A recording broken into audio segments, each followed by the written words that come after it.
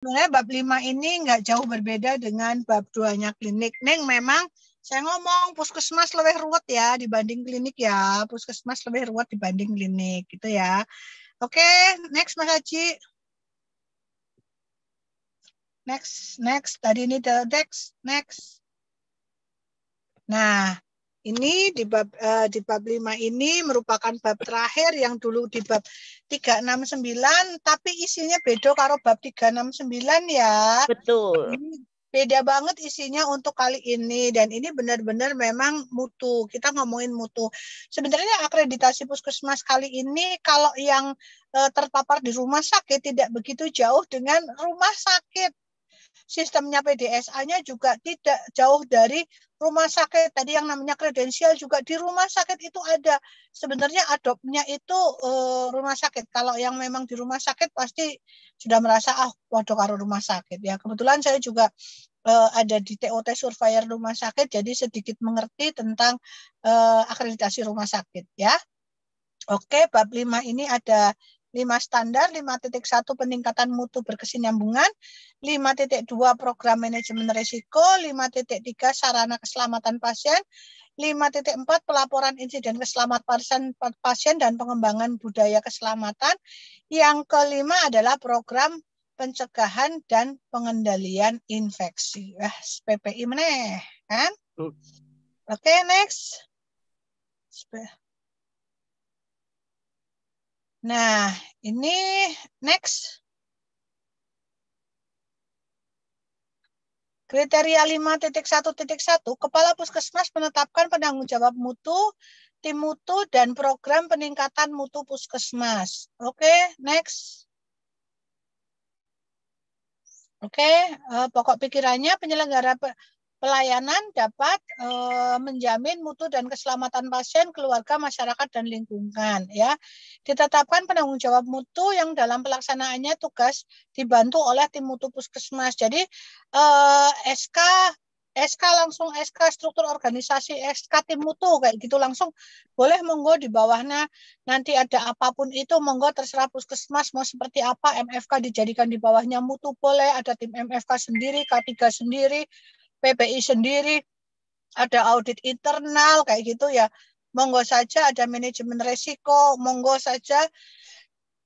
Itu hak-hak puskesmas ya, karena memang struktur organisasi tim mutu tidak diatur di dalam Permenkes 43 tentang puskesmas. Yang di Permenkes 43 hanya mengatur tentang struktur organisasi tentang puskesmas. Di situ memang ada tim mutunya, nanti ke bawahnya tinggal tinggal seperti apa, mau seperti apa, monggo disesuaikan dari puskesmasnya masing-masing ya. Terus penunjukan persyaratan kompetensi penanggung jawab mutu ditentukan oleh puskesmas ya, oleh kepala puskesmas ya. Tentunya ini penanggung jawab mutu memang pelatihan-pelatihan yang sudah ditetapkan di situ kompetensinya juga harus ada, monggo.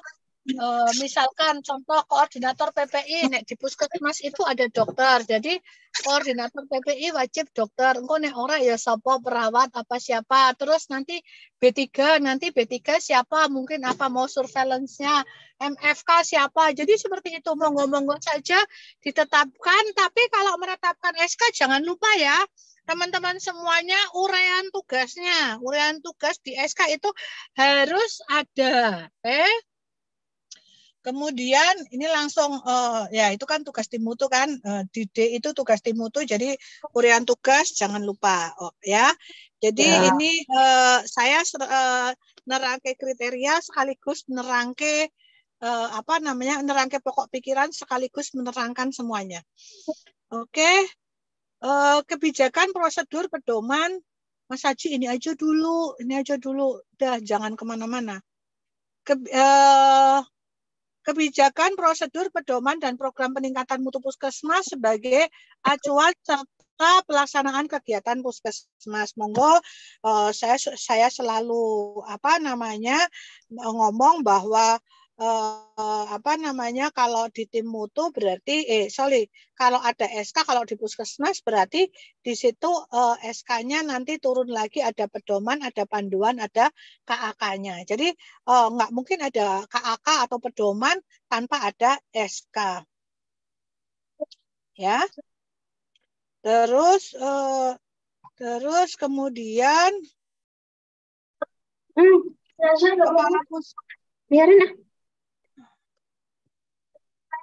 Kepala Puskesmas perlu memfasilitasi, mengalokasikan, menyediakan sumber daya dan yang dibutuhkan untuk program mutu sesuai dengan ketersediaan anggaran dan sumber daya yang ada di Puskesmas. Ya, ini memang untuk seperti itu memang kita perlu adakan pelatihan. Kalau saya sih memang lebih senang pelatihan daring itu karena pelatihan daring itu akan lebih ngirit ya, akan lebih ngirit. Jadi kayak misalkan di dalam tim mutu nanti ada manajemen risiko, nanti kita pelatihan manajemen risiko, kita pelatihan MFK, kita pelatihan penanggulangan gawat darurat atau apapun yang menunjang untuk tim mutu, pelatihan PPI mungkin ada. Tapi kalau di puskesmas tidak ada IPCD, IPCN ya, kalau di rumah sakit ada. Itu monggo silakan bisa didukung oleh anggaran yang ada di puskesmas. Apalagi puskesmas yang sudah blut, mungkin kalau sekarang belum merencanakan untuk itu, monggo dianggarkan untuk di anggaran perubahan. Terus program peningkatan mutu disusun secara kolaboratif ya. Program peningkatan mutu disusun dengan memperhatikan antara lain pencapaian indikator mutu, perkembangan kebutuhan dan harapan masyarakat, ketentuan perundang-undangan, perkembangan teknologi, dan pedoman yang berlaku. Oke, pedomannya otomatis dari Kementerian Kesehatan ya. Perencanaan, pelaksanaan, dan capaian pelayanan program peningkatan mutu didokumentasikan, disosialisasi, dan dikomunikasikan. Karena memang sekarang di mutu puskesmas itu menggunakan PDSA, Plan, Do, Study, Action. Jadi tidak seperti dulu lagi masih menggunakan PDCA ya. Sekarang Plan, Do, Study, Action. Kalau dulu Plan, Do, Check, Action, tidak perlu ada studinya, tidak perlu ada pemecahan masalahnya, kita uji cobakan dulu. Tapi kalau sekarang berbeda ya. Oke. Oke, next Mas Aji. Nah, ini Kepala Puskesmas membentuk tim mutu sesuai dengan persyaratan yang dilengkapi dengan tugas dan menetapkan program peningkatan mutu dan tim peningkatan mutu yang memenuhi persyaratan kompetensi dilengkapi dengan urean tugasnya. Semuanya harus ada ya. Dari mana, seperti apa, pelatihan yang pernah diikuti gitu ya. Terus Puskesmas bersama tim mutu mengimplementasikan dan mengevaluasi program peningkatan mutu. Ya, itu indikator mutunya seperti apa, sudah ditetapkan, SK-nya seperti apa, bagaimana ada permasalahan, bagaimana evaluasi dan tindak lanjutnya, serta studinya seperti apa, dan kemudian baru diuji coba, baru dilaksanakan. Setelah uji coba itu berhasil, maka kita baru melaksanakan action-nya. Ya. Program peningkatan mutu dikomunikasikan kepada lintas program dan lintas sektor dan dilaporkan secara berkala dari kepada kepala puskesmas dan dinas kesehatan dan kabupaten, daerah atau kota. Ya monggo, mungkin evaluasinya berapa lama. Kalau di kabupaten kami di Kebumen kebetulan pelaporan kami ada di setiap 6 bulan sekali, sehingga dari puskesmas untuk melaporkan kepada dinas kesehatan itu setiap 6 bulan sekali ya. Meskipun pelaksanaannya misalkan kayak audit internal setiap bulan dilakukan, tapi kita melakukan evaluasinya itu setiap 6 bulan sekali. Oke, lanjut. Next. Lanjut Mas Haji. Nah, kriteria 512 ini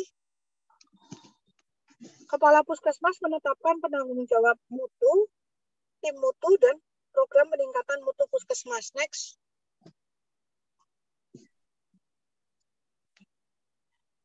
Nah, ini Kepala Puskesmas bertanggung jawab untuk menetapkan prioritas program dan kegiatan yang perlu diperbaiki. Jadi sama dengan klinik, bahwa di Puskesmas itu juga sama. Selain ada indikator mutu Puskesmas itu ya, wajib indikator nasional mutu, indikator mutu Puskesmas, indikator prioritas Puskesmas. Indikator Puskesmas itu dari unit-unit layanannya, indikator prioritas nanti masalah apa yang memang terbesar di dalam Puskesmas itu yang menjadikan kita menentukan indikator prioritas Puskesmas.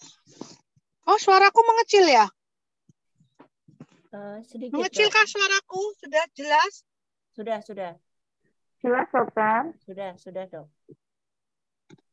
Jelas, kan? Jelas, dokter.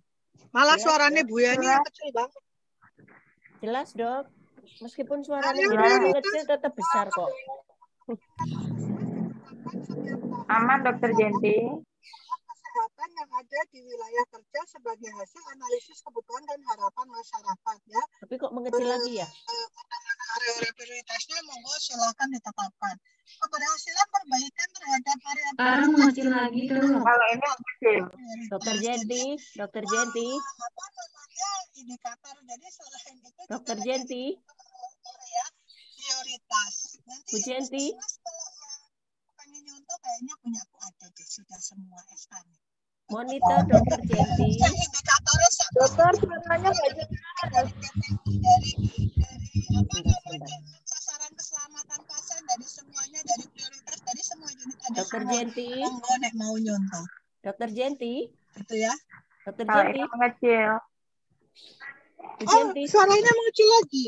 Iya, suaranya mengecil, dok. Oke ya.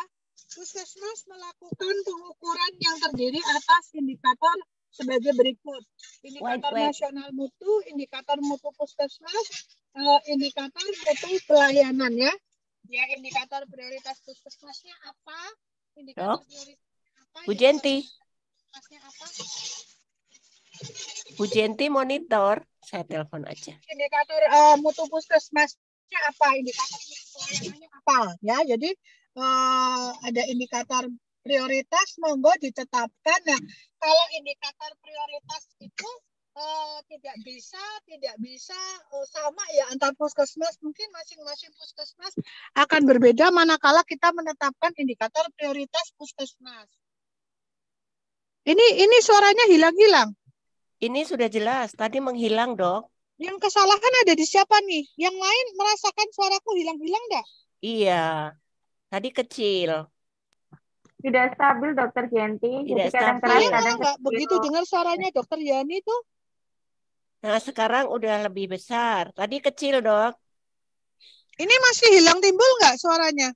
Sudah besar. Kalau pas sudah besar. Tidak, tapi kalau pas ilmiah kok agak hilang ya, dok ya? Nek saya nggak bisa dengar suaranya Bu Yani, kecil banget. Suaraku kecil, tah.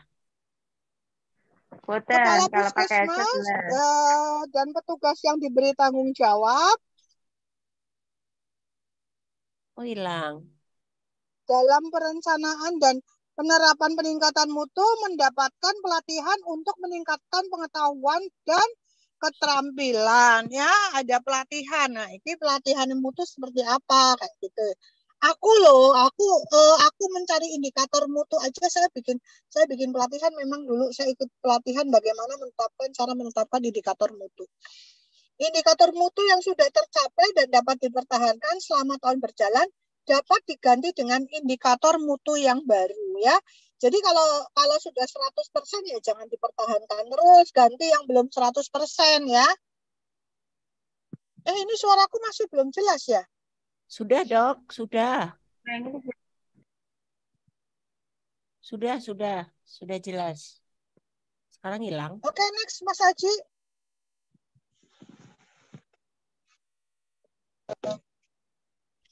Nah, ini terdapat kebijakan tentang indikator mutu puskesmas yang dilengkapi dengan profil indikator ya. Jadi semuanya baik klinik maupun puskesmas, indikator mutunya atau indikator prioritasnya semua harus membuat profil indikator. Tapi ya itu kalau puskesmas ya ora iso, ora kaya klinik iso nggawe indikator mutune mung siji, indikator unit. Nek puskesmas ya unitnya banyak, otomatis dari unit-unit itu ada indikatornya ya, ada profil indikatornya ya. Kemudian kalau yang enak lagi sudah ditetapkan oleh Dinas Kesehatan. Jadi kalau saya di Kebumen itu kami ada tim yang membentuk yang merumuskan tentang profil indikator dari puskesmas. Kemudian SK-nya ditetapkan oleh Dinas Kesehatan sehingga kami untuk indikator mutu itu menggunakan SK Kepala Dinas Kesehatan. Jadi seperti itu. Semua ya? Ya, dilakukan pengukuran indikator mutu, ya pengukuran biasa. Monggo teman-teman semua pasti sudah terbiasa dengan pengukuran indikator mutu ya. Indikator mutu sesuai profil indikator, karena di profil indikator kan semuanya sudah ada bagaimana cara mengukurnya, bagaimana cara menilainya. Cara menilainya itu kan sudah ada semuanya. Kalau di dalam profil indikator menggunakan apa itu numerator denumeratornya sudah jelas sekali ya. Dilakukan evaluasi terhadap upaya peningkatan mutu berdasarkan tindak lanjut dan rencana perbaikan. Jadi kalau di kami memang SK Kepala Dinas sudah menyebutkan bahwa evaluasinya setiap 6 bulan sekali. Jadi lumayan enak lah 6 bulan sekali. Oke, next. Nah, ini yang baru nih. Dilakukan kriteria 513 ini ada dilakukan validasi dan analisis hasil pengumpulan dari data indikator mutu sebagai bahan pertimbangan dalam pengambilan keputusan untuk peningkatan mutu puskesmas dan kinerja. Oke, next.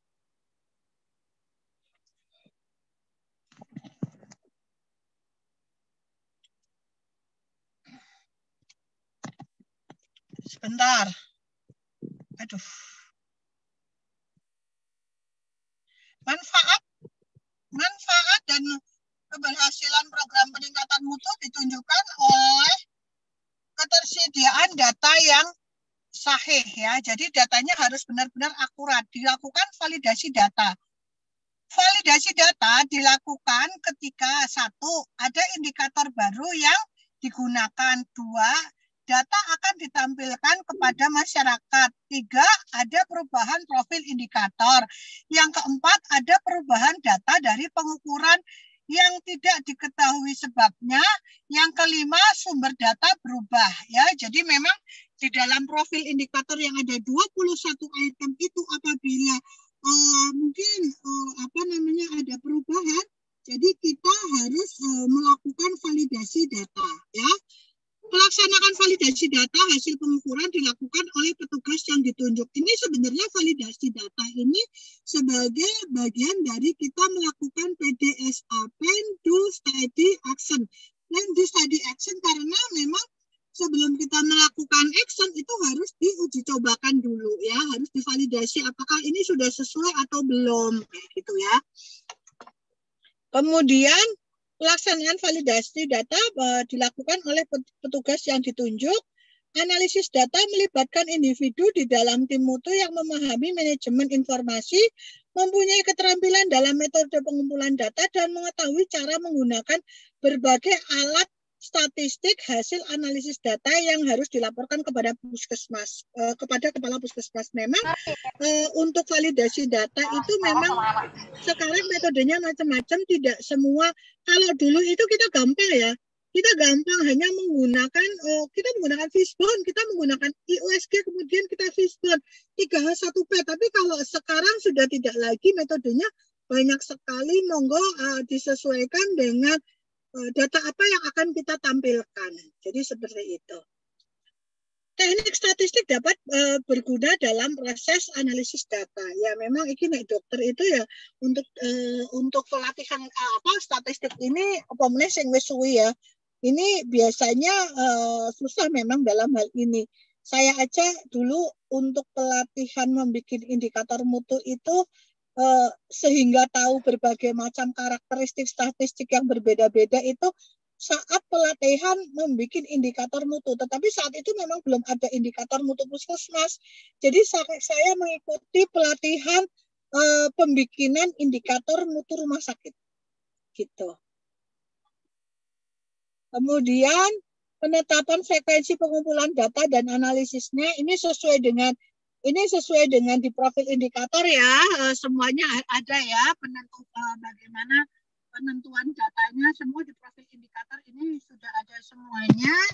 Terus puskesmas wajib menyediakan informasi publik yang akurat, benar, dan faktual. Monggo mau seperti apa, mau disimpusnya atau mau seperti apa, terserah puskesmas ya. Kemudian pencapaian dibanding dengan standar dan referensi yang digolongkan sebagai best practice atau panduan praktek klinis ya. Ya ini jadi analisa data ini dilakukan dengan cara ya yang pertama pencapaian dibandingkan secara variabel dari waktu ke waktu. Yang kedua, pencapaian dibandingkan dengan target yang telah ditentukan. Yang ketiga, pencapaian dibanding dengan pencapaian fasilitas pelayanan kesehatan sejenisnya. Yang keempat, pencapaian dibanding dengan standar dan referensi yang digolongkan sebagai best practice atau panduan klinik. Ya. Oh, suaranya mulai hilang lagi. Dokter Jenti, iya. Suaranya ini sudah ada belum? Ini sudah besar, tapi kadang mengecil, terus agak Jelas. menghilang, membesar lagi gitu dok. Kurang stabil. Jadi memang ini analisisnya memang akan berbeda-beda. Manakala kita sekarang kita berbicara masalah profil indikator. Karena di profil indikator itu kan sudah jelas bagaimana untuk pengolahan datanya, caranya seperti apa, itu sudah tertulis jelas di situ. Okay? Jadi tidak bisa kita sembarangan menentukan. Ini memang susahnya di sini, bab mutu ini benar-benar persis seperti mutu di rumah sakit. Oke, next. Next. Oke, elemen penilaiannya dilakukan validasi data terhadap hasil pengumpulan dan indikator sebagaimana diminta pada pokok pikiran ya. Dokter Jenti, suaranya kecil. Bu Jenti. Kemudian dilakukan analisis data seperti yang Dokter disebut Jenti. pada pokok pikiran. Jadi semua ini sudah ada di dalam pokok. Makanya saya selalu bilang kalau di dalam PP tidak jelas. Bu Jenti, monitor Bu Jenti. Pokok pikiran ya.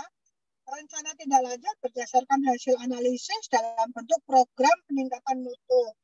Kemudian dilakukan tindak lanjut dan evaluasi terhadap program peningkatan mutu ya.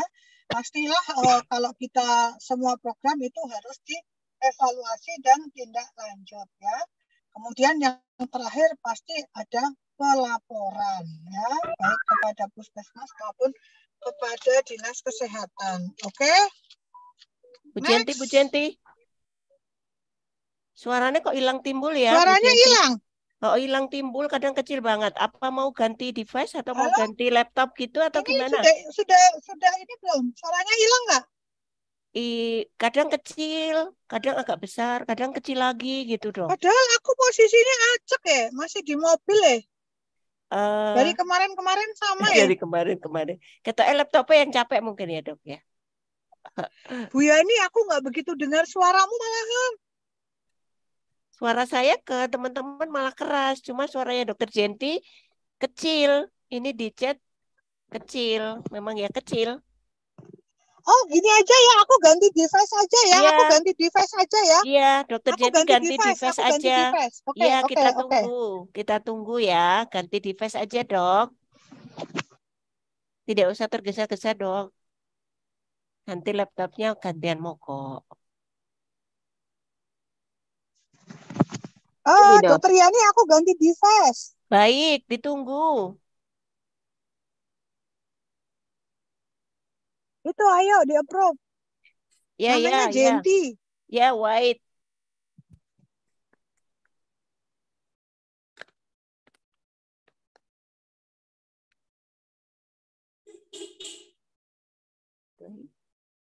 Belum ketemu. Ini lebih keras suaranya. Ya. Ganti handphone. Akhirnya ganti handphone. Oke ya, ini di Ya, ya, ini standar stabil. 514 tentang peningkatan mutu dicapai dan dipertahankan. Oke. Oke. Next, Mas Haji.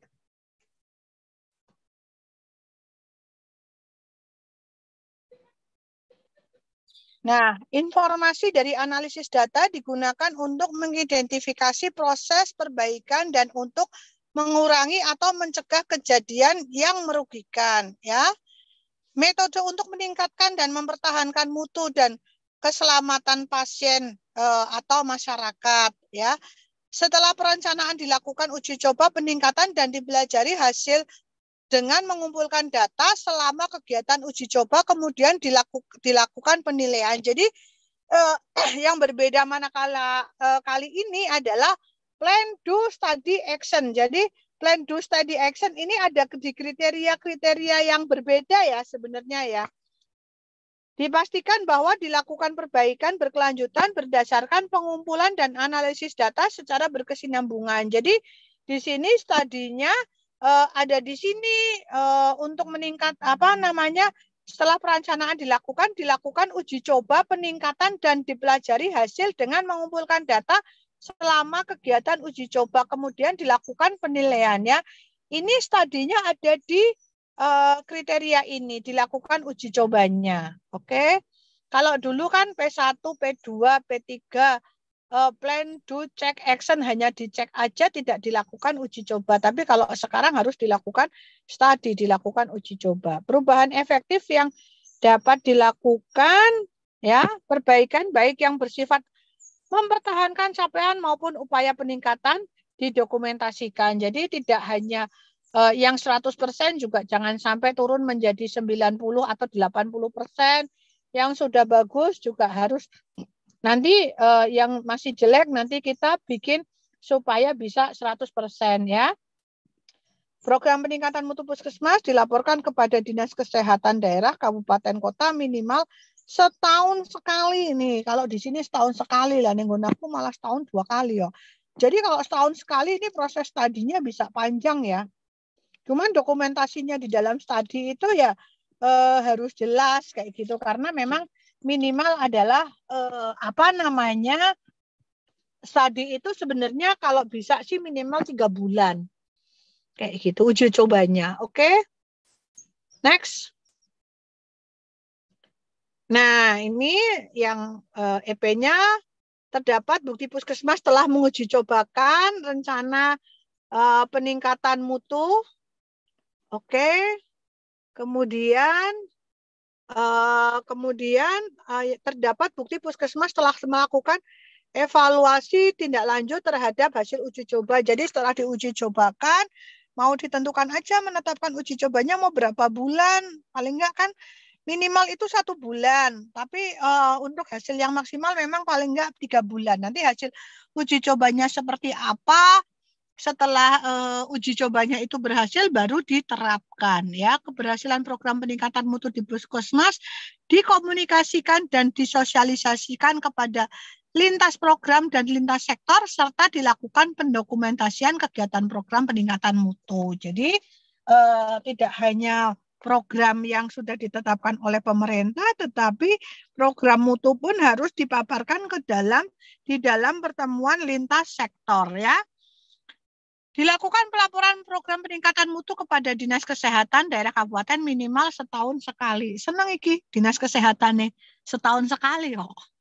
Tapi biasanya Dinas Kesehatan juga meskipun setahun sekali. Jadi teman-teman tolong ya, kalau untuk masalah mutu ini, kalau teman-teman sudah melakukan pengiriman dokumen untuk pelaporan kepada Dinas Kesehatan, harus ada buktinya bahwa teman-teman sudah mengirimkan laporannya. Buktinya harus ada. Karena apa? Kadang dinas kesehatan kan tidak memberikan feedback kepada puskesmas. Jadi tolong diuber-uber dinas kesehatan suruh memberikan feedback dari hasil mutunya puskesmas. Begitu nggih? Padahal urung karuan dinas kesehatannya mudeng juga, jangan-jangan. Biasanya seperti itu. Oke, next. Next. Nah, kriteria 521 ini program manajemen risiko. Nah, manajemen risiko ini untuk melakukan identifikasi, analisis, evaluasi, pelaksanakan risiko, dan monitoring dan review untuk mengurangi kerugian dan cedera terhadap pasien, serta pengunjung, serta institusi puskesmas, dan sasaran pelayanan UKM serta masyarakat. Ya, jadi lebih luas lagi ya, UKM itu juga ada register resikonya ya. Padahal UKM itu mencakupnya adalah kepada masyarakat ya. Upaya manajemen risiko dilakukan dengan menyusun program manajemen risiko setiap tahun yang mencakup proses manajemen risiko, yaitu komunikasi dan konsultasi, menetapkan konteks, identifikasi, analisis, evaluasi, penata laksanaan risiko, dan pemantauan dan review yang dilakukan. Oke. Mas Haji, ini kok nggak kelihatan? Oke ya. Ya, ini sebaiknya memang di puskesmas ada tim manajemen risiko. Kalau saya sih tak gabung manajemen risiko dan keselamatan pasien, karena memang ini bisa menjadi satu kesatuan ya, supaya nggak kebanyakan orang, karena sebenarnya baik di puskesmas maupun di klinik juga orangnya lu lagi ya. Resiko dikelola penanggung jawab dan pelaksana untuk mengupayakan langkah pencegahan dan atau meminimalisasi risiko sehingga tidak menimbulkan akibat negatif atau kerugian. Program manajemen risiko merupakan pendekatan protektif yang komponen pentingnya meliputi proses identifikasi risiko, integrasi risiko, pelaporan proses manajemen risiko, dan pengelolaan terkait tuntutan. Jadi sudah harus bersiap-siap tuntutan. Register risiko harus dibuat sebagai dasar penyusunan program manajemen risiko dan untuk membantu puskesmas mengenal dan mewaspadai kemungkinan risiko dan akibatnya.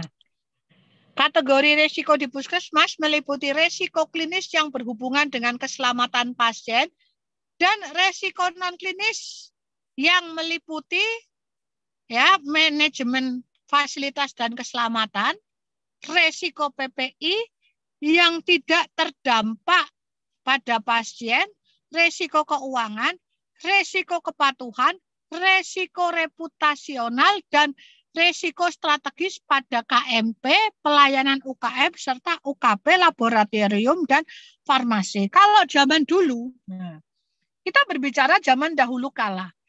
Zaman dahulu kala kita bikin FMEA itu cuman di farmasi dan di laboratorium, benar nggak? Tapi sekarang FMEA itu register risiko, baik register risiko atau FMEA itu adalah sebenarnya adalah di semua unit layanan dan di program puskesmas. Jadi tidak hanya di unit layanan, tapi di program puskesmas itu yang merupakan UKM serta tentang administrasi puskesmas harus ada register resikonya, ya. Begitu nggak teman-teman semua. Jadi nanti kita bisa bikin FMEA di mana-mana, tidak hanya kalau dulu syaratnya FMEA hanya di laboratorium dan di farmasi, kalau sekarang FMEA-nya macam-macam. Oke. Next.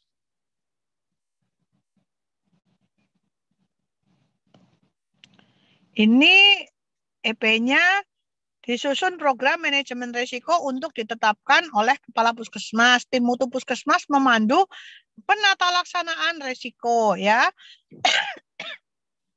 Kalau saya sih pakai program jadinya rada enak bikin register risiko ini. Masalah ini saya menggunakan program jadi lumayan membantu. Jadi kita nggak terlalu banyak apa ya intrik-intriknya dalam membuat iki kudu kepiye, ini kudu kepiye. Jadi asal register risiko itu sudah ada, yang seperti kemarin saya terangkan di klinik, apa namanya kriterianya apa, itu langsung sudah muncul semuanya nanti. Dilakukan identifikasi, analisa, dan evaluasi risiko yang dapat terjadi di puskesmas dan didokumentasikan dalam daftar risiko. Disusun profil risiko yang merupakan risiko prioritas berdasarkan evaluasi terhadap hasil identifikasi dan analisis risiko yang ada pada daftar risiko yang memerlukan penanganan lebih lanjut. Jadi selain itu kita harus membuat profil risiko. Ya, selain tadi profil-profil dari profil indikator mutu. Oke, next. Nah, ini standar 5.2, ini manajemen risiko digunakan untuk melakukan identifikasi, analisis, evaluasi, penelaksanaan risiko, dan monitoring dan review untuk mengurangi kerugian dan atau cedera terhadap pasien, staf, pengunjung, serta institusi puskesmas dan sasaran pelayanan UKM serta masyarakat. Ya. Ini kriteria 522, puskesmas melaksanakan program manajemen risiko sesuai dengan ketentuan yang berlaku. Oke, next. Kok ini lagi ya? Next, Mas Haji.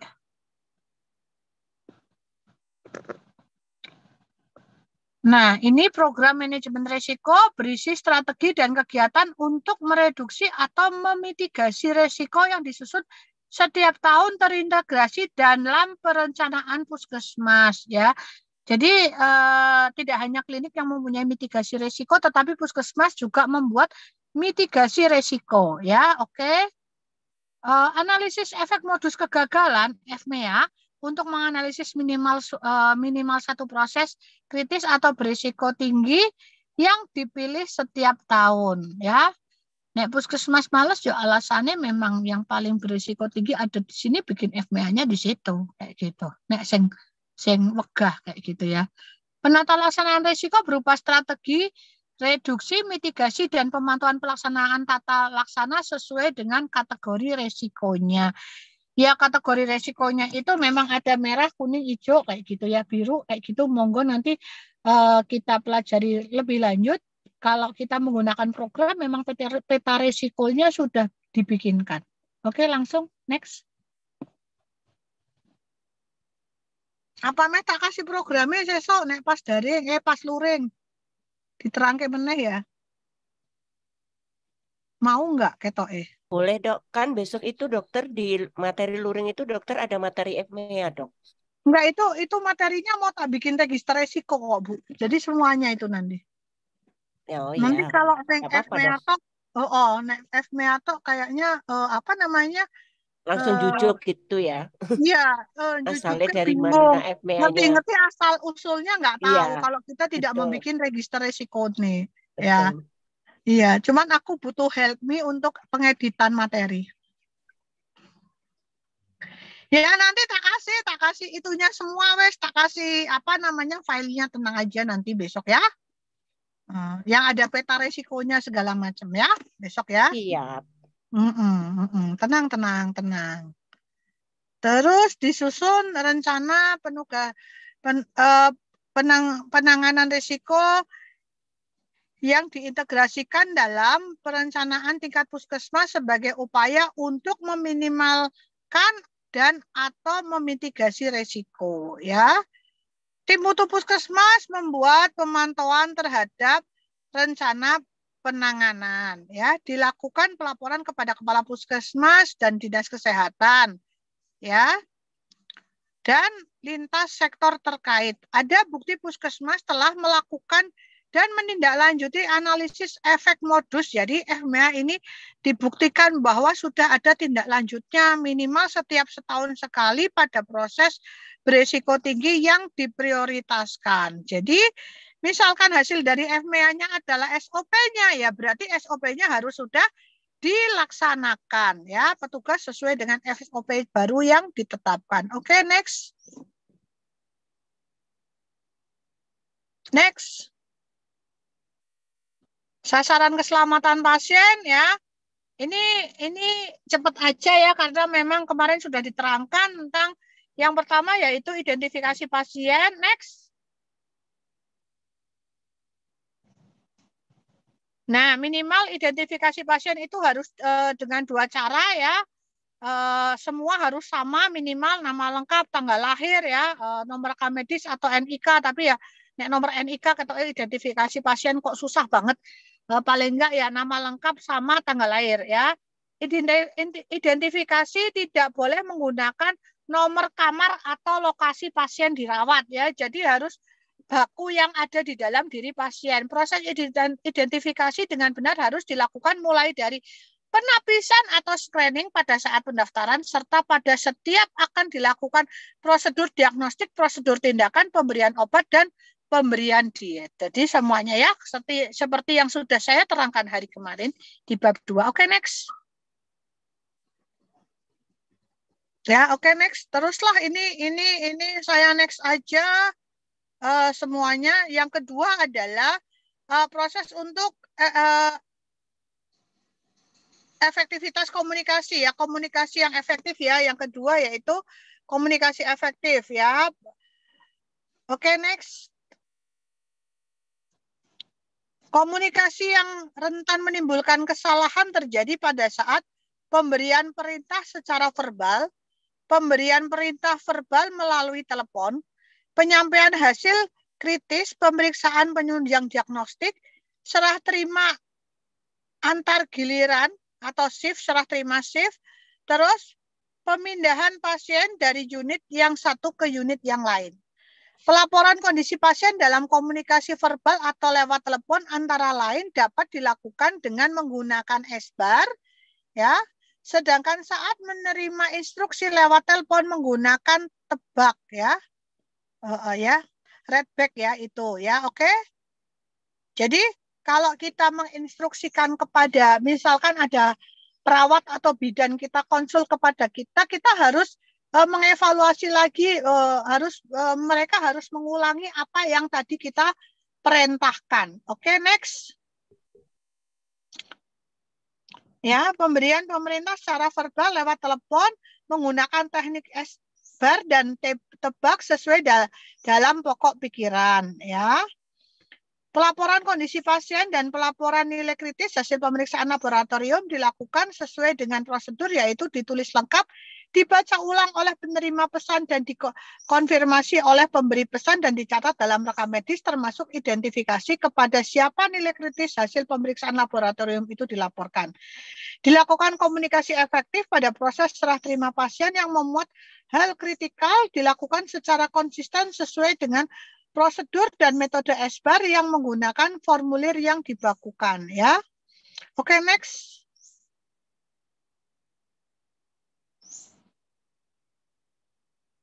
Kemudian sasaran keselamatan pasien selanjutnya adalah peningkatan keamanan terhadap obat-obat yang perlu diwaspadai, ya. Oke, next.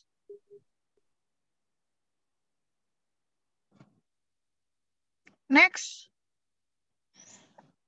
Kesalahan pemberian obat dapat juga terjadi akibat adanya obat dengan nama dan rupa obat yang mirip, look alike, sound alike, ya. Jadi obat lasa ini harus diperhatikan lasanya seperti apa dalam penyimpanan obat. Kebijakan dan prosedur tentang pengelolaan obat yang perlu diwaspadai ditetapkan dan dilaksanakan yang meliputi penyimpanan, ya, penataan, peresepan, pelabelan, penyiapan, penggunaan, dan evaluasi penggunaan obat yang perlu diwaspadai, termasuk obat psikotropika, narkotika, ya, termasuk obat psikotropika dan narkotika, dan obat dengan nama yang mirip atau rupa yang mirip. Oke. Obat yang, ntar dulu Mas, jangan di itu. Jangan di next sebelumnya, slide sebelumnya. Slide sebelumnya Mas Haji. Nah, oke. Obat yang perlu diwaspadai, high alert, adalah obat-obat yang memiliki resiko menyebabkan cedera serius pada pasien jika digunakan dengan tidak tepat.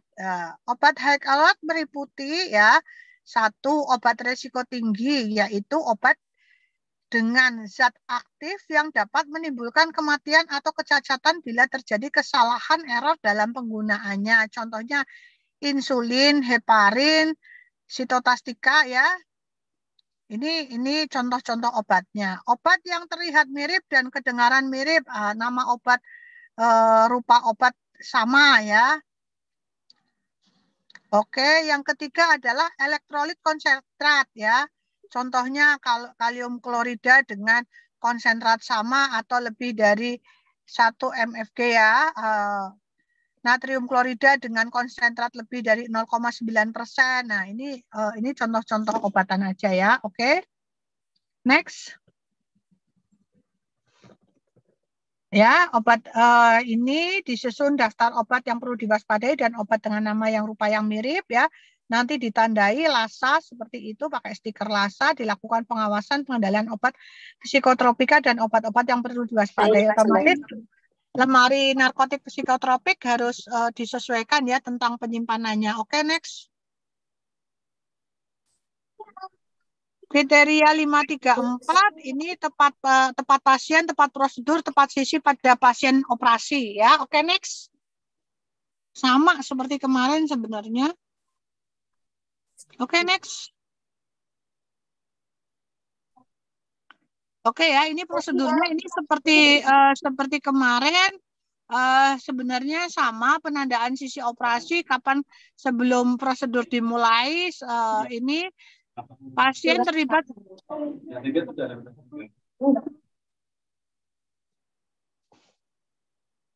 Oke ya, penandaan sisi operasi dilakukan sebelum pasien itu prosedur dimulai ya. Selama pasien terlibat secara aktif dalam penandaan di sisi dan tanda. Jadi kita juga harus memastikan ya pasien itu benar atau tidak, karena memang saya aja dulu zaman koas pernah ya. Jadi operasi mau ngelepas stent di femur dextra, ternyata yang dibedel sinistra. Sehingga setelah dibedel, loh kok nggak ada platnya, jebul salah lokasi. itu benar, jadi perlu dikonfirmasi juga kepada pasiennya sebelum ada anestesi. Ya anestesi ora sadar apa ngantuk apa piye kan.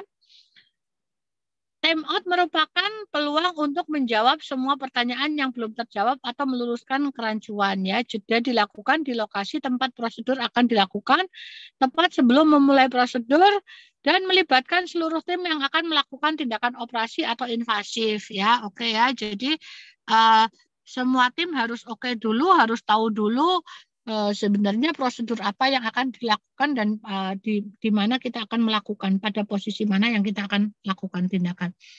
Puskesmas harus mengembangkan suatu sistem untuk memastikan benar pasien, benar prosedur, dan benar sisi saat melakukan tindakan dengan menerangkan protokol umum yang meliputi proses verifikasi sebelum dilakukan tindakan, penandaan sisi yang akan dilakukan tindakan, serta time out yang dilakukan segera sebelum prosedur dimulai. Oke, next. Next. Next, Mas Haji. Nah, ini ya, ini sama sebenarnya seperti kemarin. Oke, next. Oke, kriteria 535, proses kebersihan tangan ya. Kebersihan tangan untuk menurunkan risiko infeksi. Next. Sekaligus di PPI. Oke, next.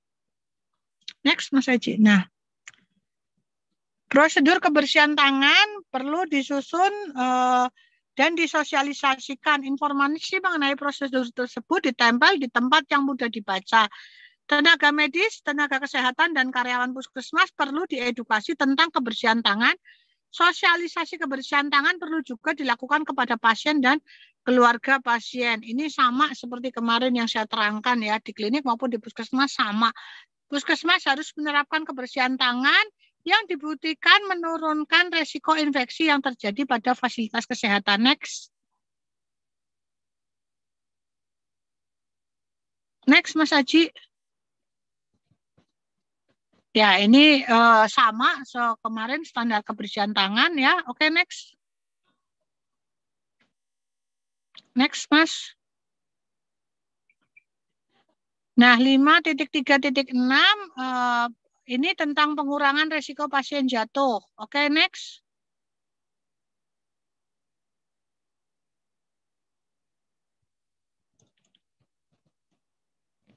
Nah, contohnya ya, ini kemarin yang sudah saya terangkan, kalau untuk dewasa kita menggunakan skala Morse, kalau Humpty Dumpty itu kita gunakan untuk anak-anak ya, sedangkan untuk pasien rawat jalan dilakukan dengan menggunakan get up and go test ya. Jadi ini metode-metode yang ada. Risiko jatuh dapat terjadi pada pasien dengan riwayat jatuh, penggunaan obat, minum minuman beralkohol, gangguan keseimbangan, gangguan visus, gangguan mental, dan sebab lain ya. Penapisan risiko jatuh dilakukan pada pasien rawat jalan dengan mempertimbangkan kondisi pasien, diagnosis, situasi, dan lokasi. Oke, next. Nah, dilakukan penapisan pasien dengan risiko jatuh di rawat jalan dan pengajian risiko jatuh di IGD dan rawat inap sesuai dengan kebijakan dan prosedur serta dilakukan upaya untuk mengurangi risiko tersebut. Nah, kemudian ada evaluasi tindak lanjut. Sebenarnya sama semuanya. Tentang penandaan apa namanya, pemilahan apa namanya, handle rem di kamar mandi seperti apa, dirawat inap seperti apa, dirawat jalan di IGD seperti apa. Oke, next.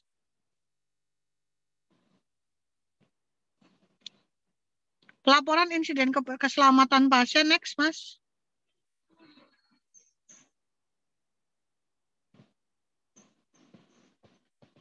Oke, next. Nah, ini tentang pelaporan pelaporan insiden keselamatan pasien. Sentinel adalah suatu kejadian yang tidak diinginkan ya, yang mengakibatkan kematian atau cedera yang serius. Kejadian sentinel dapat berupa kematian yang tidak diduga, kehilangan permanen fungsi yang tidak terkait penyakit atau kondisi pasien, tindakan salah sisi, salah prosedur, dan salah pasien, penculikan anak termasuk bayi atau anak dikirim ke rumah yang bukan rumah orang tuanya, perkosaan, kekejaman di tempat kerja seperti penyerangan berakibat kematian atau kehilangan fungsi secara permanen, atau pembunuhan yang disengaja atas pasien, anggota keluarga, staf, dokter, pengunjung, atau vendor atau pihak ketiga ketika berada dalam lingkungan puskesmas. Pelaporan insiden terdiri atas laporan insiden internal dan laporan insiden eksternal ya. Ini sama dengan di bab dulu, bab 9.1 ya. Insiden keselamatan pasien terdiri atas kondisi potensial cedera signifikan, kejadian nyaris cedera, kejadian tidak cedera, kejadian tidak diharapkan, dan kejadian sentinel ya. Jadi yang di sini adalah KPCS yang merupakan kondisi, jadi dia masih hazard ya, belum terjadi kejadian. Oke, next. Nah, ini insiden keselamatan pasien dilaporkan tidak hanya di puskesmas, tetapi di website Mutu Fasiankes ini juga harus dilaporkan ya.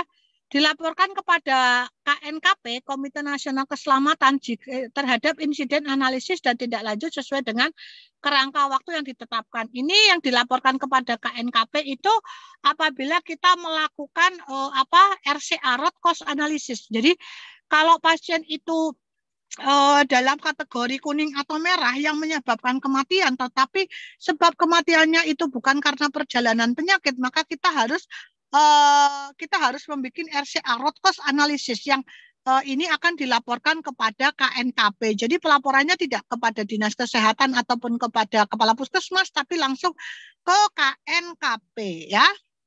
Jadi teman-teman kalau ditanya KNKP kok ini nggak ada pelaporannya, ya jangan jawab, ya dok kita belum bikin pelaporan ke KNKP. Ya jawabnya ya karena tidak ada kejadian. Kejadiannya hanya sentinel saja, kan tidak perlu pelaporan kepada KNKP. Kalau kita punya RCA, ya pastinya akan kita laporkan kepada KNKP. Oke, next. Kriteria 542, tenaga kesehatan pemberi asuhan berperan penting dalam memperbaiki perilaku dalam pemberian pelayanan yang mencerminkan budaya mutu dan keselamatan pasien. Next.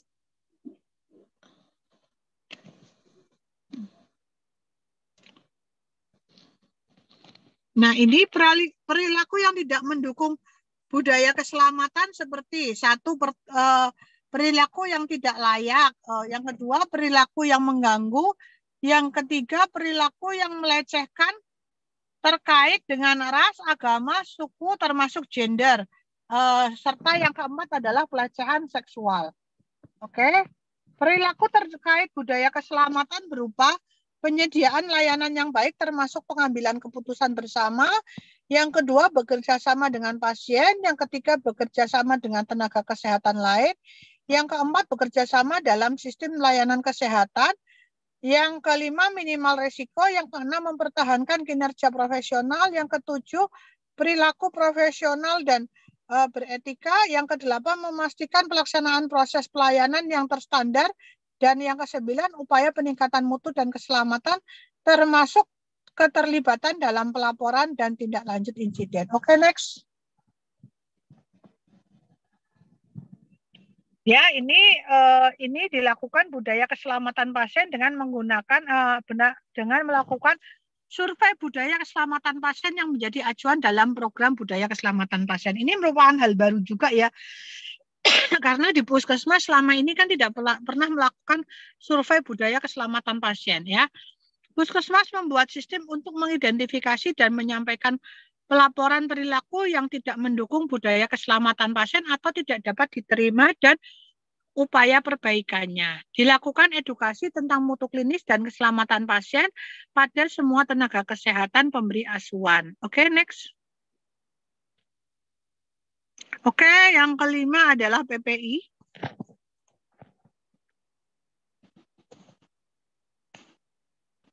Oke, next.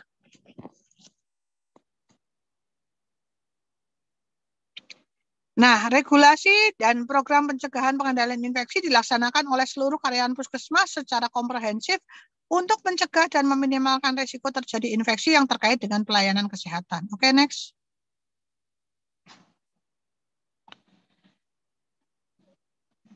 Nah, PPI adalah upaya untuk mencegah meminimalkan terjadinya infeksi pada pasien, petugas, pengunjung, masyarakat sekitar fasilitas kesehatan, ya.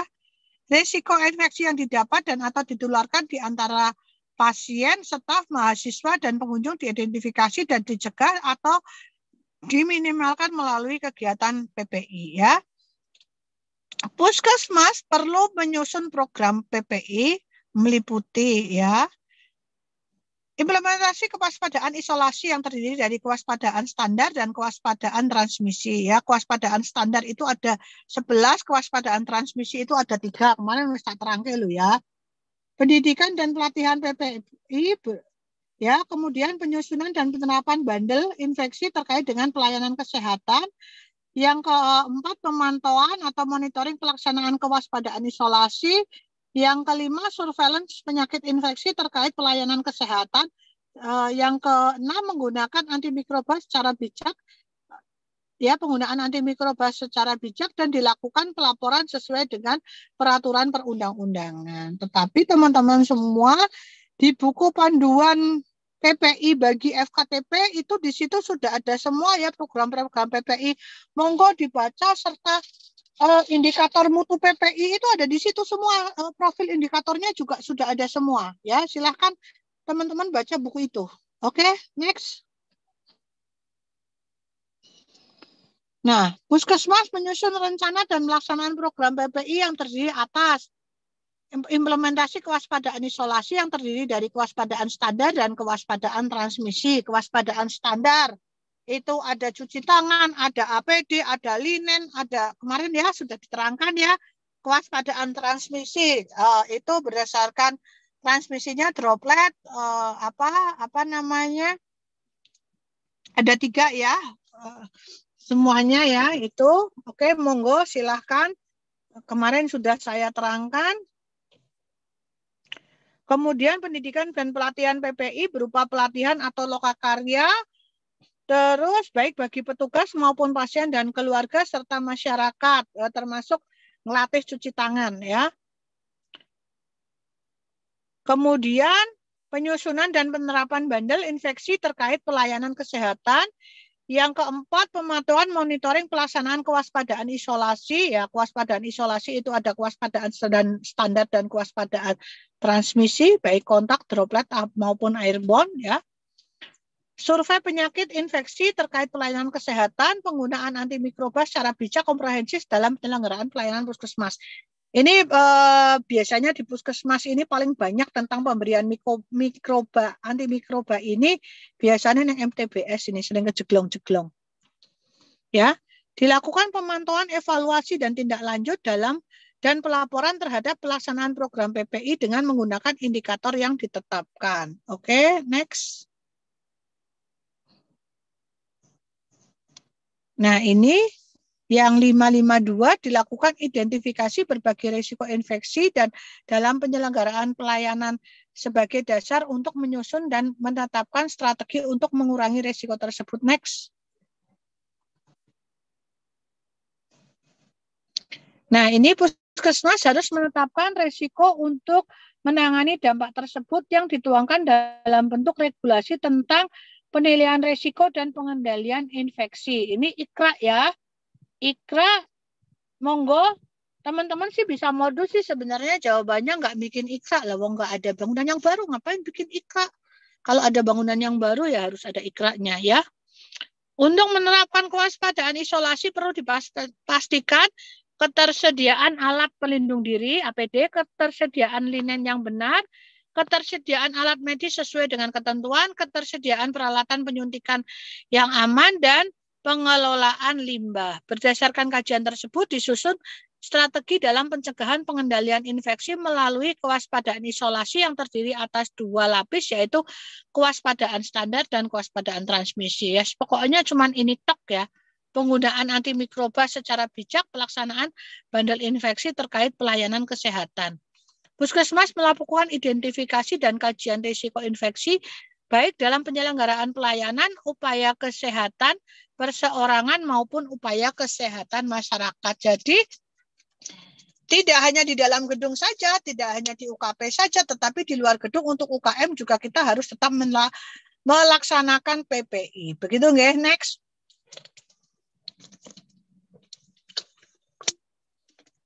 Oke, di sini kajian risikonya infeksi seperti apa dengan penyelenggaraan pelayanan di puskesmas. Ini strateginya nanti apa untuk meminimalkan risiko infeksi ya. Seperti apa? Monggo. Oke, next. Nah, 533 ini apa namanya? Puskesmas yang mengurangi risiko infeksi terkait dengan pelayanan kesehatan perlu melaksanakan dan mengimplementasikan program PPI untuk mengurangi risiko infeksi baik bagi pasien, petugas, keluarga pasien, masyarakat maupun lingkungan. Ya, oke, next.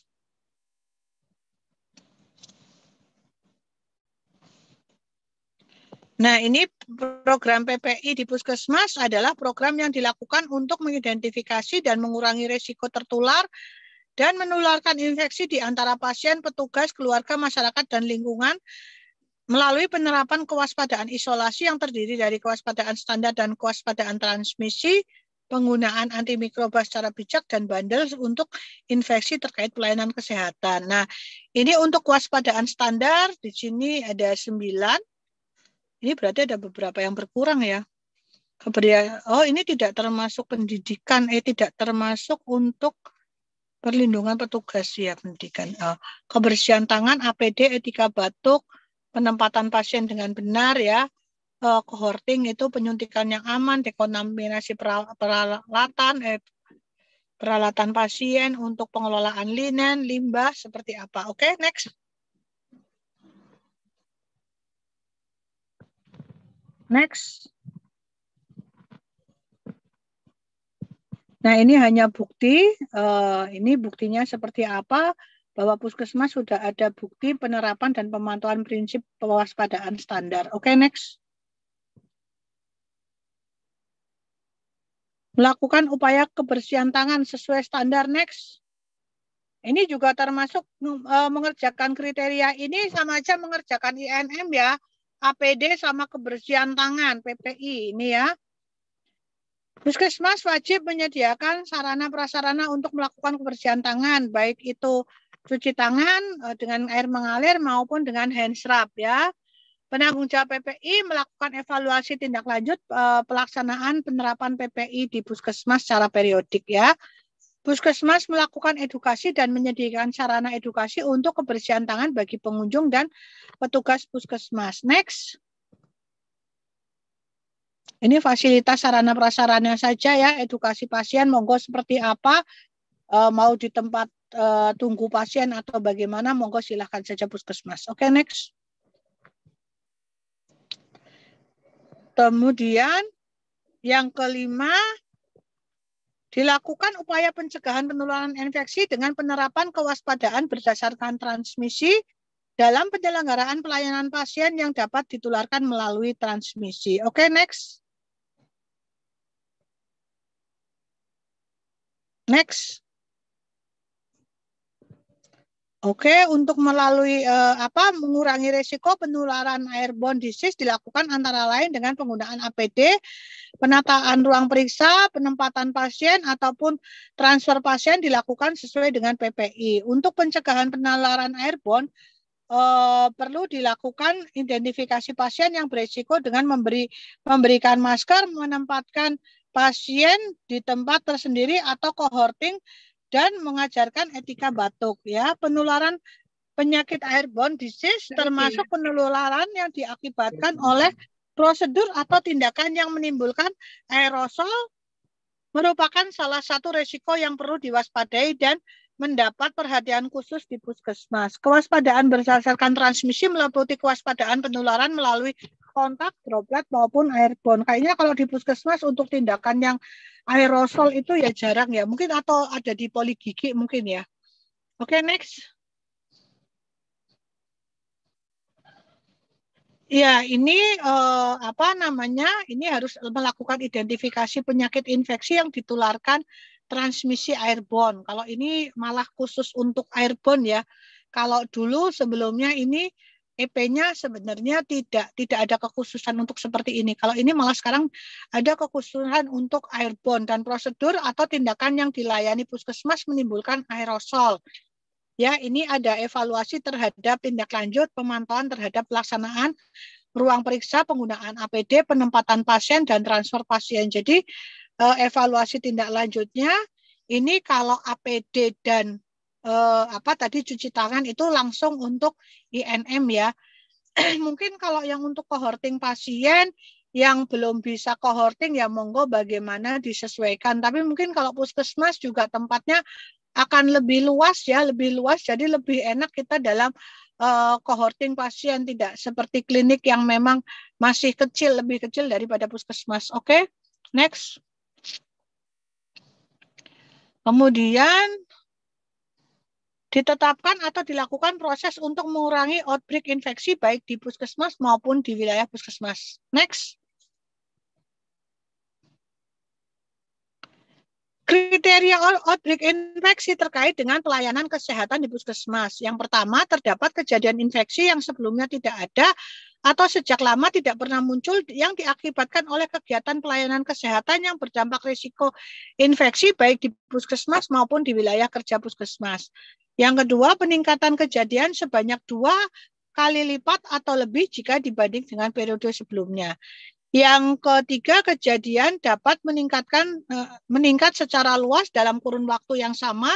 Yang keempat, kejadian infeksi ditetapkan sebagai outbreak oleh pemerintah. Nah, ini saja ya, kalau pemerintah tidak menetapkan sebagai outbreak berarti Puskesmas aman ya.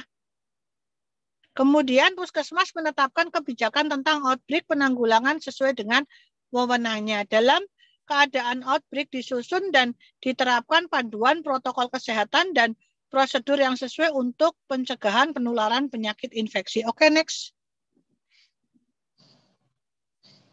Ya, ini dilakukan identifikasi mengenai kemungkinan terjadinya outbreak infeksi baik yang terjadi di puskesmas maupun wilayah kerja puskesmas ya. Jika terjadi outbreak infeksi, dilakukan penanggulangan sesuai dengan kebijakan, panduan, protokol kesehatan atau prosedur yang disusun serta dilakukan evaluasi dan tindak lanjut terhadap pelaksanaan penanggulangan sesuai dengan regulasi yang disusun. Oke, next. Ya, cuman karena penetapan outbreak ini dari pemerintah sehingga puskesmas hanya membuat pedoman panduannya saja. Monggo nyontoh di buku pedoman panduan PPI FKTP ya. Semuanya nanti teman-teman bisa melihat itu termasuk profil indikator mutu dari PPI. Monggo silahkan. Oke. Monggo Bu Yani, saya kembalikan lagi kepada jenengan. Iya, terima kasih Dokter Jenti. Ya Allah. Tarik nafas dulu dokter, tarik nafas dulu, longgar dulu. 2 jam berturut-turut sama yang tadi siang ya dok ya, lumayan. Jadi Bapak Ibu, demikian tadi presentasi dari Dr. Jenti untuk di bab 5, yaitu tentang peningkatan mutu puskesmas, di mana ada 5 standar tadi ya. Yang pertama tentang peningkatan mutu yang berkesinambungan, isinya tentang indikator mutu, kemudian indikator mutu dilaporkan, dimonitoring, dievaluasi, di PDSA, begitu terus seterusnya. Kemudian yang kedua tentang program manajemen risiko, mungkin yang sedikit berbeda dengan puskesmas. Manajemen risiko di puskesmas dengan di klinik itu, kalau di puskesmas ada manajemen risiko program. Kalau di klinik kan tidak ada program ya, atau tidak ada UKM. Kalau di puskesmas ada UKM dan itu pun harus dibuat risk registernya atau manajemen risikonya. Kemudian yang ketiga tentang sasaran keselamatan pasien. Kalau ini sama nggih antara klinik dan puskesmas, tidak jauh beda. Kemudian tentang yang keempat, standar 4 itu tentang IKP atau keselamatan pasien.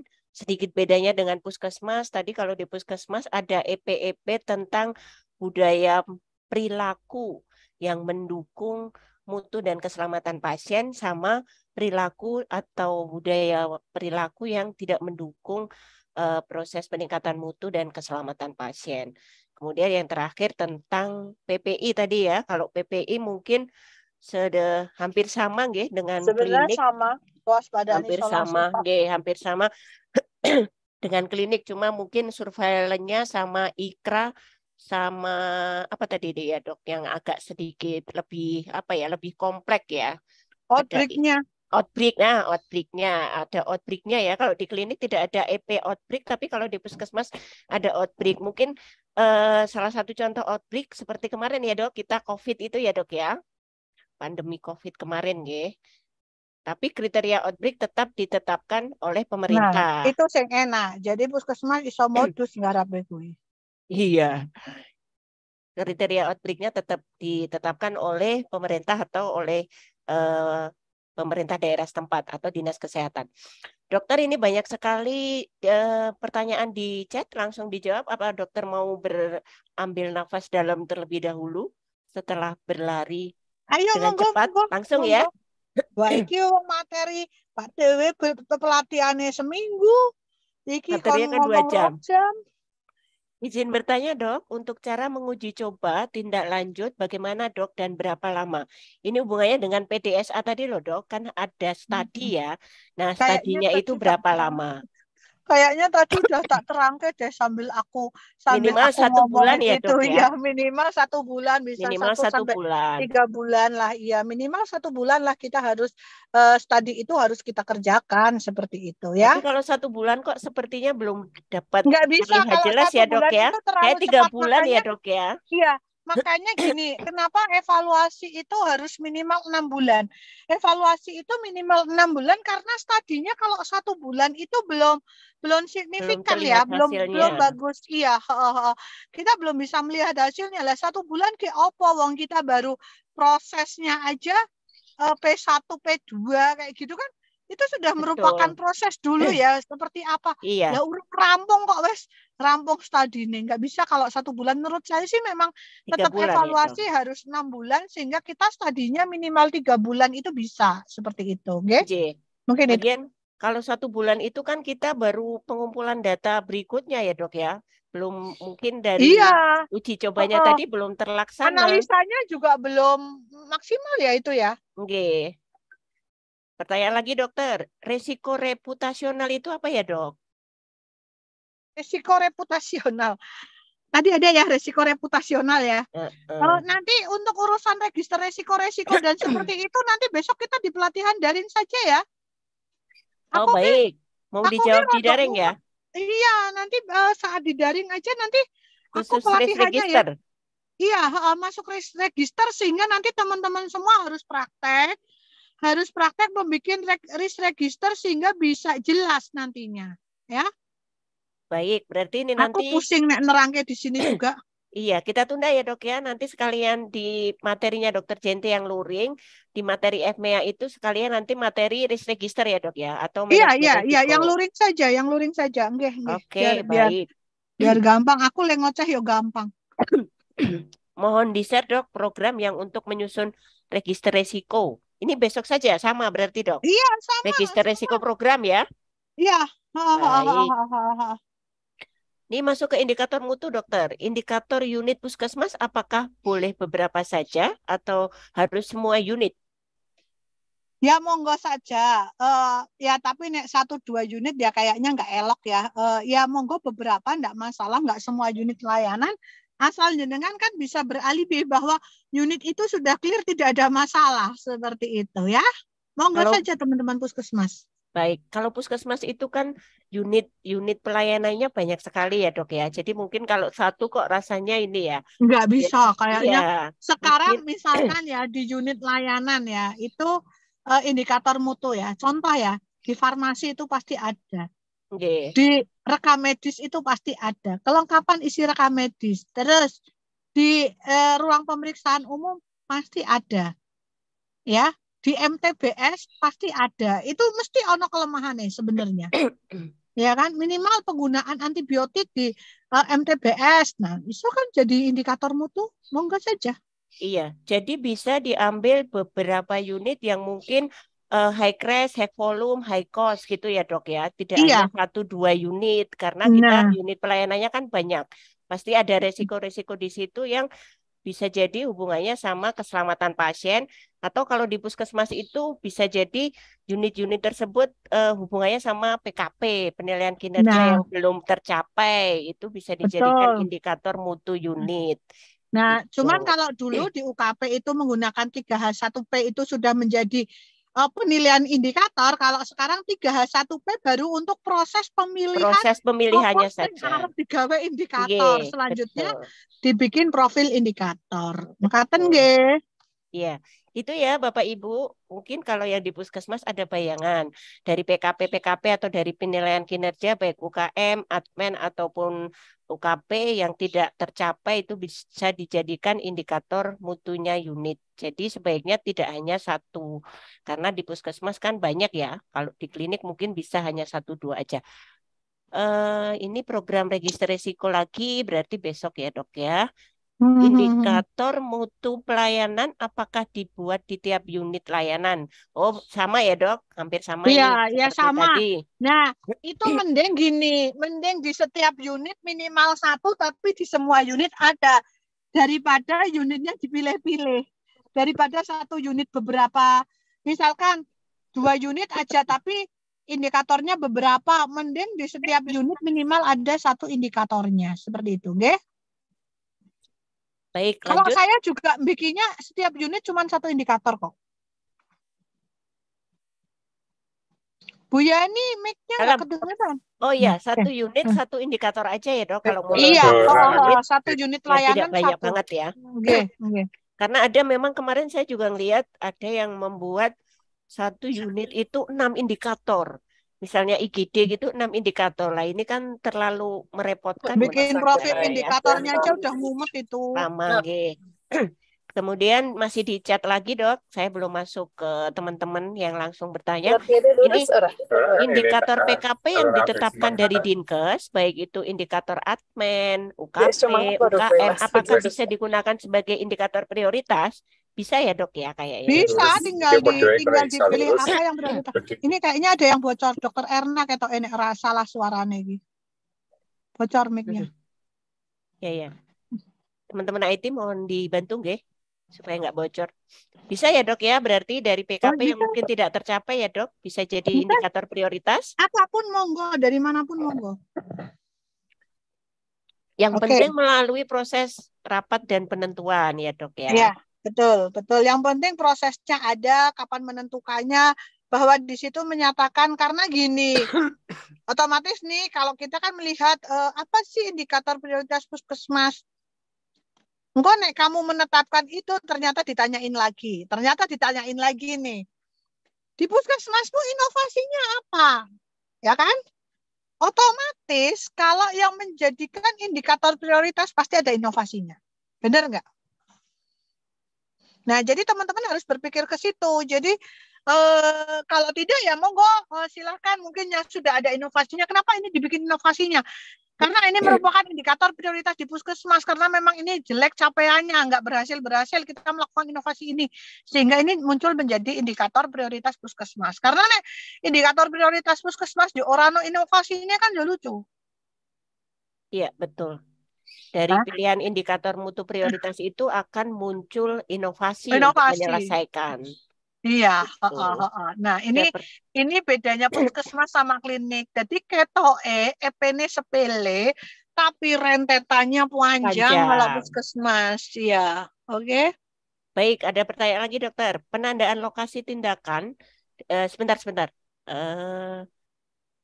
Bagaimana pelaksanaan identifikasi terhadap pasien yang sudah sangat sering datang dan sudah sangat dikenal, Dok?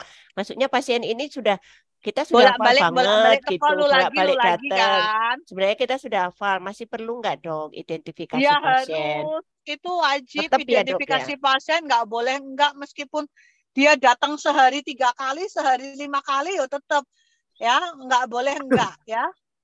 Oke. Baik. Penandaan lokasi tindakan dilakukan di bagian tubuh pasien ataukah pada gambar yang direkam medis, Dok? Jadi di checklist di form penandaan pasien itu yang di lembar penandaan, atau langsung di lokasi di bagian tubuhnya pasien gitu, Dok, maksudnya. Nah, kalau penandaan sisi operasi otomatis itu adalah nanti digambar juga. Kalau di tubuh kan kita menandai sisi lokasi itu kan dengan apa sih itu duk ya? Dengan duk kan?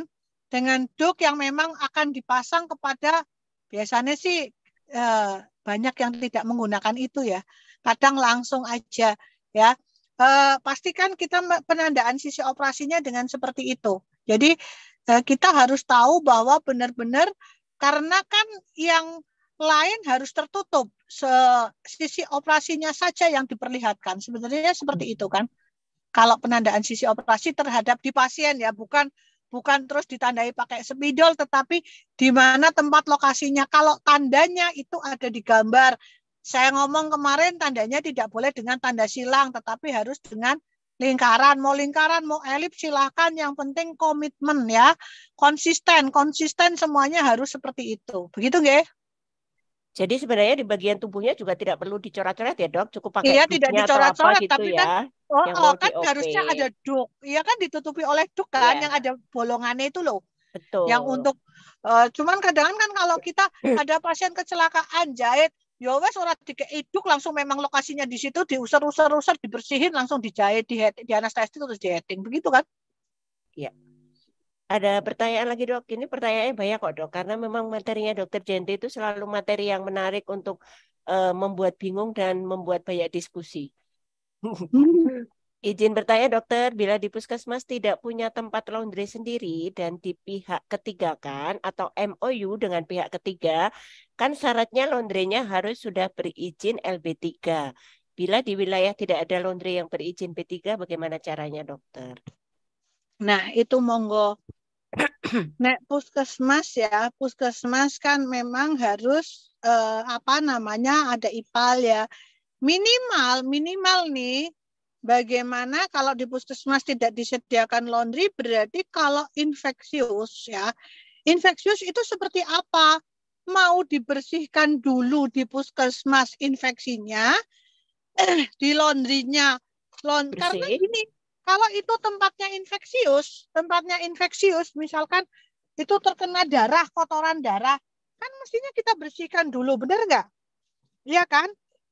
Darah itu kan kita bersihkan dulu, seperti itu kan? Ya kan? Harusnya kita kan itu masuknya adalah ke apa namanya? IPAL, benar nggak? Kalau ada darah. Lah kalau di tempat laundry, apakah tukang laundry itu tahu? Terus ini bekasnya itu larinya kemana? Ya, jadi minimal kalau mau laundry itu dikeluarkan ke tempat laundrynya harus tahu dan harus sudah tidak infeksius seperti itu. Kalau tempat laundrynya tidak bisa melaksanakan hal itu kayak gitu. Itu syaratnya sebenarnya seperti itu. Oke? Jadi ini dulu ya, didesinfeksi sama ini dulu di Nah, puskesmas ya dok, baru betul, dilondrikan betul. gitu ya. Betul, betul. Oke. Terus indikator mutu unit pelayanan, apakah hanya untuk UKP atau admin dan UKP juga dokter? Indikator mutu unit. Indikator mutu unit pelayanan. Jadi unit pelayanan puskesmas sekarang kantor melayani nggak? Tak tanya. Admin melayani nggak secara administrasi? Melayani toh? Ya Melayani. monggo melayani sebenarnya di semuanya, baik di admin, UKM, UKP. Ya kalau kesusahan minimal di UKP-nya wes. Yang penting ada kan gitu. Yang penting bikin. Begitu. Oh, iya. Tapi sebenarnya harusnya kalau kita ngomong pelayanan termasuk di admin itu ada begitu. Oke? Kalau dulu masih yang bab 9 itu kan memang ada indikator mutu admin, ada indikator mutu UKP, UKM, UKP, ada mutu butuh indikator mutu UKM. UKM gitu. Sebenarnya Gitu. juga bisa seperti itu, ada seperti itu. Cuman kan kendalanya satu sekarang. Kita bikin profil indikator. Mumet. Iya. Kendalanya di situ, teman-teman semuanya. Kalau INM gampang wong wis digawe ke profil indikatore. PPI gampang wong wis ono profil indikatore, bener nggak? Iya, Tapi betul. yang unit sama prioritas itu yang memang susah begitu. Matur nuwun. Meskipun sebenarnya kalau admin ini juga pelayanan dok, terkait juga termasuk keluhan pelanggan, Nah ya, kemudian makanya itu administrasi surat kegiatan, menyurat, surat administrasi menyurat, kan seperti itu. administrasi gitu, Keuangan dan keuangan, semua. semuanya masuk di admin, termasuk simpus. Ini kan juga Iya, masuknya di admin, J. nggih. Kalau dari chat sudah habis dok, mungkin dari teman-teman yang secara langsung, monggo ada 30, maaf, ada 71 Oh ini ini peserta. ada ini Bu, satu lagi Bu, Dok. Kalau indikatornya beda dari tahun sebelumnya Oh ya, bagaimana? masih ada satu. Oh ya monggo kalau sudah tercapai ya monggo, Kalau tetapi daftar kalau indikator. sudah tercapai itu bukan berarti kita mengabaikan, tetapi bagaimana kita mempertahankan capaian tersebut. Begitu nggih? Ya, jadi bisa indikatornya ganti ya dok. Misalnya tahun ini Bisa. sudah tercapai, tahun besok ganti lagi. Atau kalau Bisa. misalnya tidak ganti, ditingkatkan ya dok. Misalnya dari Iya. 85% jadi 90% gitu. Iya.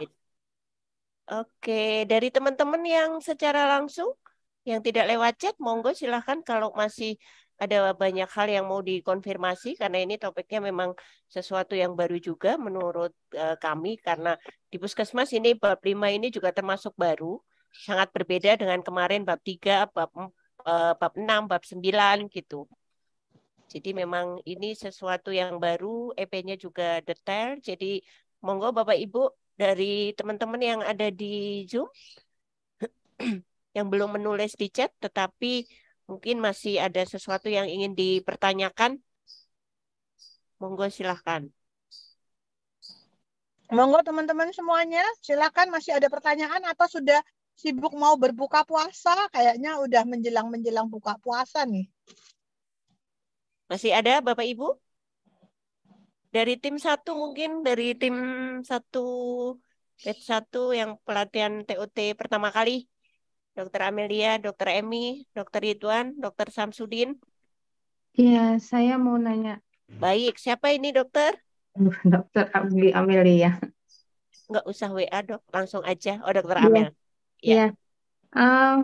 Mengenai tadi yang 5.2 mengenai manajemen resiko. Tadi kan setelah dibuat register, kemudian ada yang di EP berapa saya lupa ya, di yang keempat apa? ya. Ada yang dibuat profil indikator sesuai dengan yang Iya, betul. diprioritaskan. Apakah itu juga sama dibuat profil indikator? Sama Maksudnya, Bu, oh, sama. berarti yang dari risk register tadi Kalau yang kemudian diambil prioritas, kemudian kita buat profil indikatornya, Nje. betul. Kalau saya di tempat saya memang semua tak bikin. Oh, Nje. Saya sudah antisipasi itu semuanya. Berarti profil indikatornya sangat banyak. Termasuk yang kemarin diedit Bu Yani itu loh Bu, itu kan Ya. sebenarnya profil indikator puskesmas itu. Iya, ya, itu saja untuk menegaskan saja. Berarti profil indikatornya selain profil indikator mutu kan profil indikator yang register yang prioritas, Ye. Kalau saya bikin semuanya Bu, dari keselamatan pasien, mutu, Ya. prioritas, PPI tak bikin semuanya. Oke. Memang banyak banget, tapi saya Iya. bikin semuanya. Okay. Kalau yang indikator PPI ada itu di pedoman Iya, ada di pedoman. PPI. Pedoman PPI ada. Okay.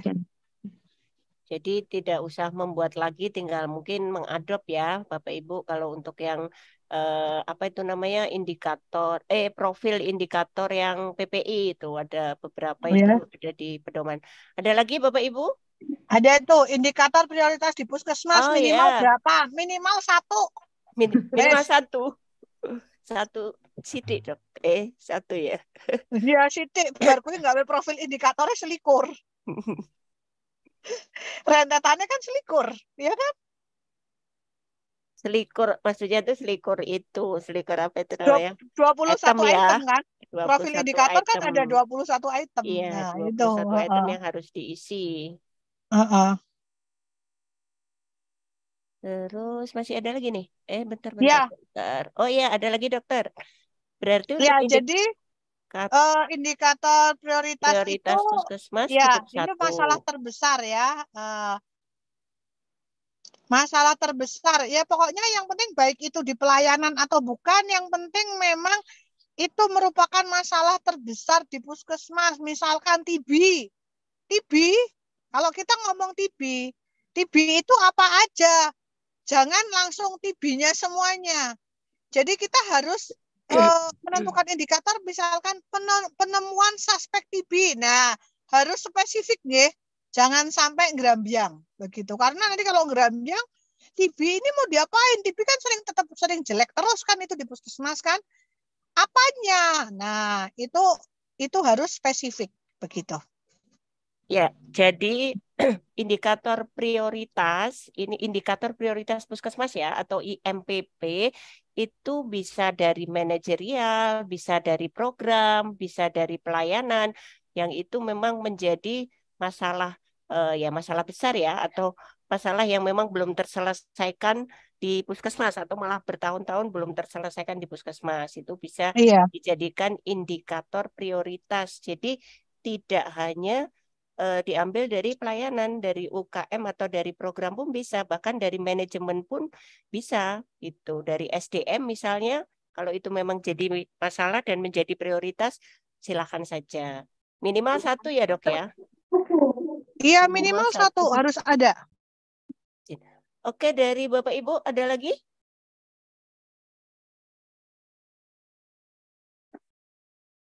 Kalau risk register dibahas nanti di pertemuan luring aja ya dok ya. Tadi ada yang aku tak sanggup deh bahas di sini. Soalnya tadi ada yang menanyakan juga apakah dari semua risk register itu dibuat FMEA-nya semua atau tidak gitu. Cuma nanti dibahas ini aja karena memang sepertinya kalau register ini kompleks, butuh apa ya, pertemuan secara langsung karena harus ada contoh-contohnya. Benernya memang pelatihan khusus kan? Nggih, termasuk PPI. Dari tim 2, Bapak Ibu mungkin masih ada yang mau di-sharingkan atau dipertanyakan? Ini Dokter Aulia dari Brebes. Dokter, mungkin ada yang mau dipertanyakan? Dokter Enda? Dokter Andi dari Klaten? Atau dari teman-teman yang lainnya mungkin? Masih ada yang mau didiskusikan atau sudah cukup jelas? Atau cukup agak abu-abu keterang? Yang jelas insya Allah sudah tidak gelap. Karena Dokter Jenti sudah menjelaskan dengan sangat jelas. Ya sedikit cepat karena memang materinya banyak, waktunya cuma 2 jam. Katanya Dokter Jenti harusnya seminggu ini kalau membahas mutu. Sudah tidak ada lagi ya? Bagaimana Tidak Bapak ada Ibu? lagi nggih. Sudah tidak ada lagi ya Bapak Ibu ya? Insya Allah sudah ya, sudah clear. Atau kalau nanti memang ada yang belum jelas, bisa nanti pada saat luring kita ini nggih, kita diskusikan kembali dengan Dokter Jenti. Sepertinya masalah PDSA juga masih agak di awang-awang ini Bu Jenti. Mungkin sudah ada bayangan tapi mungkin belum jelas sekali ya untuk PDSA-nya. Karena sebenarnya untuk PDSA ini juga butuh waktu khusus untuk apa ya, untuk menjelaskan itu. Mungkin beberapa JPL untuk membahas PDSA gitu. Baik Bapak Ibu, Aku jika pelatihan 3 dino loh kuwi. PDSA aja Dok. Iya.